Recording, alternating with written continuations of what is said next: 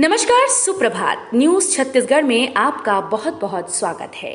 इससे पहले आप छत्तीसगढ़ के कौन से जिले से न्यूज को देख रहे हैं, कमेंट में हमें जरूर बताइए।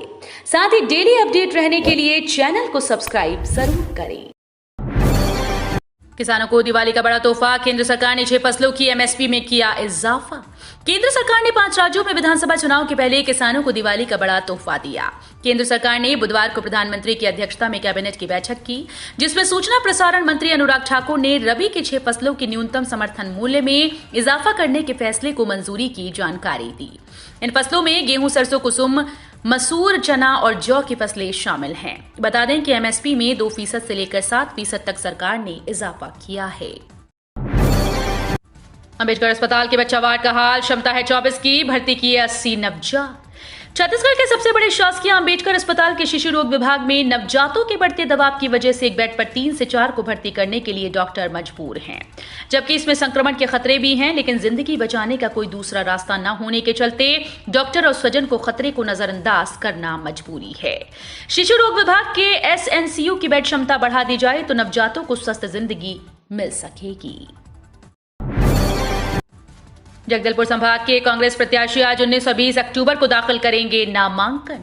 छत्तीसगढ़ विधानसभा चुनाव के लिए जगदलपुर संभाग के कांग्रेस प्रत्याशी आज 19 से 20 अक्टूबर को नामांकन पत्र जमा करेंगे। नामांकन पत्र जमा करने की आखिरी तारीख 20 अक्टूबर है। मुख्यमंत्री भूपेश बघेल 19 को दंतेवाड़ा और 20 को जगदलपुर में जगदलपुर, चित्रकोट, बस्तर विधानसभा के पार्टी प्रत्याशियों द्वारा नामांकन पत्र जमा करने के अवसर पर उपस्थित रहेंगे। नामांकन पत्र जमा करने से पहले तीनों विधानसभा क्षेत्र के प्रमुख पदाधिकारियों की राजीव भवन में बैठक होगी। छत्तीसगढ़ चुनाव के पहले चरण में इन 20 सीट्स पर भाजपा कांग्रेस के बीच होगा कड़ा मुकाबला।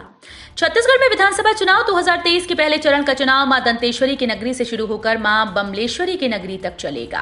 पहले चरण की जिन 20 सीट्स पर 7 नवंबर को मतदान होने जा रहा है, उनमें बस्तर संभाग के 7 जिलों, 12 और दुर्ग संभाग की 8 सीट हैं। इन 20 सीट्स में केवल राजनांदगांव में वर्तमान में पूर्व मुख्यमंत्री डॉक्टर रमन सिंह विधायक हैं। बाकी सभी सीटों पर कांग्रेस के विधायक हैं। बिहार के इस मुद्दे को छत्तीसगढ़ में क्यों उछाल रहे बघेल? छत्तीसगढ़ के विधानसभा चुनाव के लिए प्रचार प्रसार शुरू हो गया। इस बीच राज्य में जातीय जनगणना का मुद्दा जोर शोर से गूंज रहा है। इसकी वजह सबसे बड़ी है कि प्रदेश में ओबीसी के अलावा अनुसूचित जाति और जनजाति की तादाद है। सत्ताधारी कांग्रेस और भाजपा दोनों ही अपने अपने वादों से इन आरक्षित वर्गों को रिझाने की कोशिश में जुटे हैं। सूबे की राजनीति में शुरू से ही आरक्षण का एक बड़ा मुद्दा रहा है, लेकिन बिहार से जाति जनगणना का मसला उछलने के बाद इस मुद्दे ने जोर पकड़ लिया। छत्तीसगढ़ कांग्रेस प्रत्याशियों की दूसरी सूची जारी, 53 के नाम शामिल। छत्तीसगढ़ कांग्रेस प्रत्याशियों की दूसरी सूची जारी कर दी गई। इसमें 53 लोगों के नाम शामिल किए गए। इसके अनुसार पूर्व महापौर जतिन जायसवाल जगदलपुर से कांग्रेस के प्रत्याशी बनाए गए। जतिन उप मुख्यमंत्री टीएस सिंहदेव के करीबी माने जाते हैं। 58 वर्षीय जतिन नए चेहरे हैं। जगदलपुर सीट से भाजपा ने भी अपने पूर्व महापौर किरण देव को प्रत्याशी बनाया।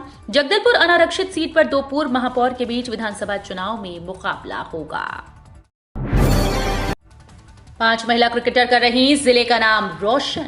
बिलासपुर के शिल्पा संभाल रही छत्तीसगढ़ महिला टी20 की कमान। बिलासपुर क्रिकेट संघ की 5 महिला खिलाड़ी मौजूदा स्थिति में छत्तीसगढ़ की महिला टी20 टीम की सदस्य हैं। इनमें शिल्पा साहू को टीम की कप्तानी सौंपी गई। वहीं दुर्गेश नंदिनी, प्रतिज्ञा सिंह, संजीत पटेल और सृष्टि शर्मा टीम की महत्वपूर्ण सदस्य हैं। वे प्लेइंग 11 में शामिल हैं।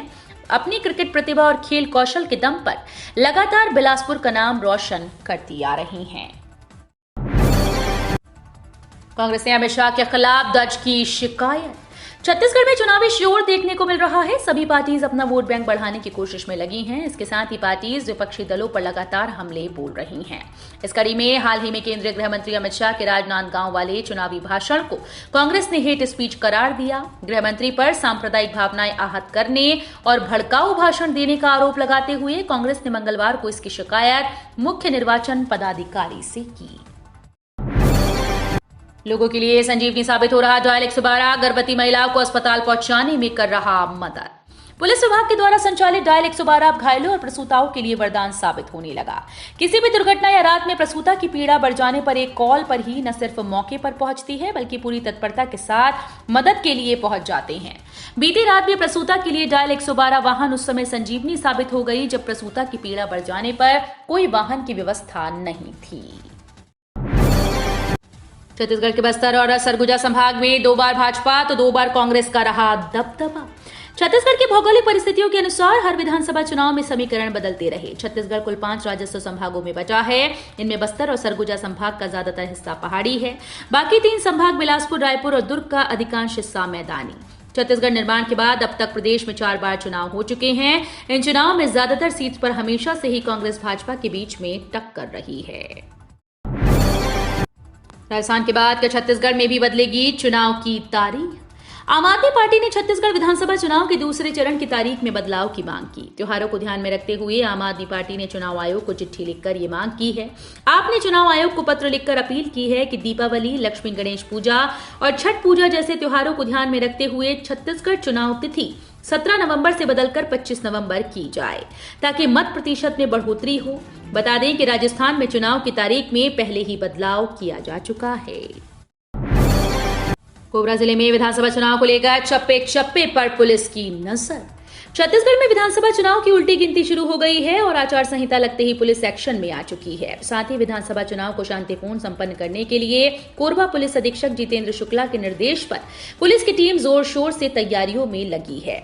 इस बार संभावना जताई जा रही है कि कोरबा जिले की विधानसभा को निर्भीक संपन्न करने के लिए 1000 जिला पुलिस बल के साथ साथ लगभग 30 से अधिक कंपनी की डिमांड हो सकती है।